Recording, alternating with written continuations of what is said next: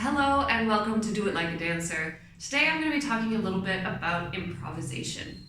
So there's a few different ways that you can improve your skills in improvisation, and actually it is a skill. So if you feel kind of stuck and confused whenever you're doing improvisation, that's all right. It's actually a skill that you can practice and get better at. So the number one thing that I suggest when you're doing improvisations, when you're learning how, or even if you know how, is you have to forget about the performability of it, right? So we always get in our heads and you think, what does this look like? Or can I use this in something? Especially if you're using it as kind of an idea generator.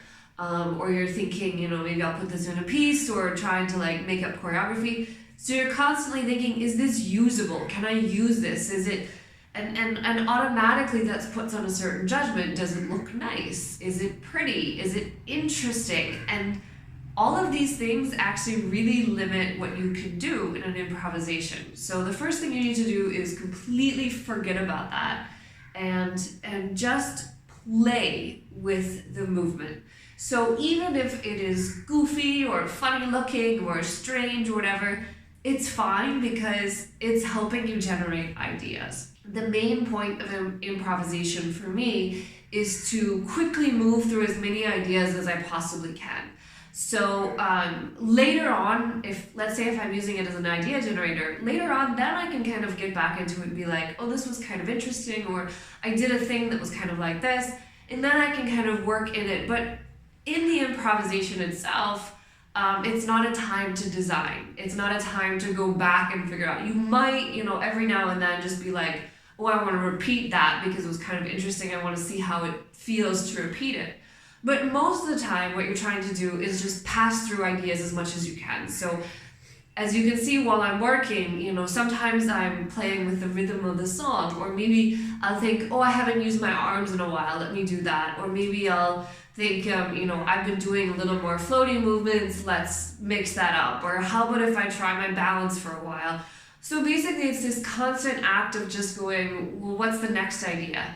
And then you along the way, you learn to be surprised by your body. So you learn to let the ideas lead to other ideas. So this movement could normally lead to this because that's your habit. You learn your habits really fast in improvisation.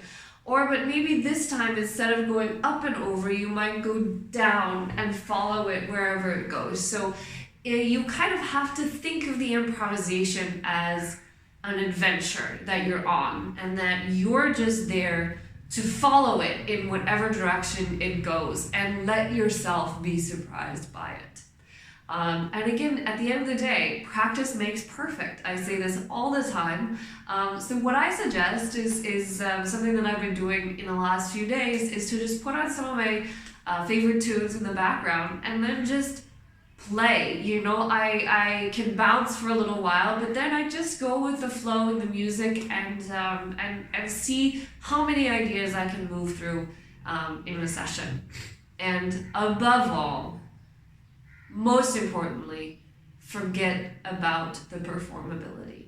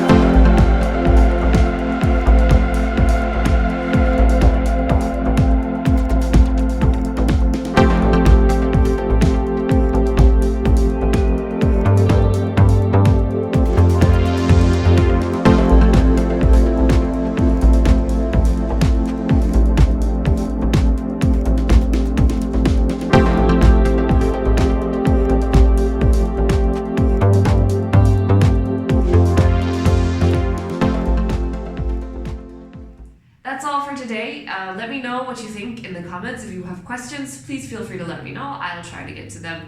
And as always, a huge shout out for the people who support me on Patreon, particularly Netra, Charles, and Mohammed. You guys just wonderfully rock my world. If you're interested in finding out more about the wild creative process that goes behind all of this work, do support me on Patreon. The link is in the description of this video. And if, generally speaking, if you like what you see, hit the like button or share it with a friend. I'll see you next time. Bye-bye.